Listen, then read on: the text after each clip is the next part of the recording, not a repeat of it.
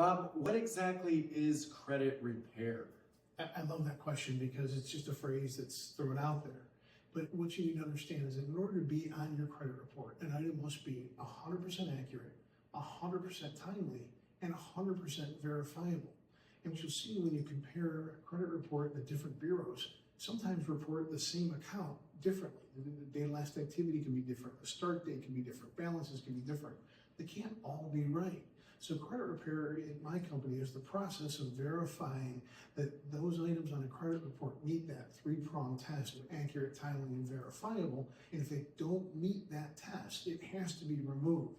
It's not the consumer's job to make sure, to prove that it's inaccurate. It's actually the person that's putting that trade line on the credit report. It's their job to prove that it is 100% accurate. Wow, excellent information. Thank you.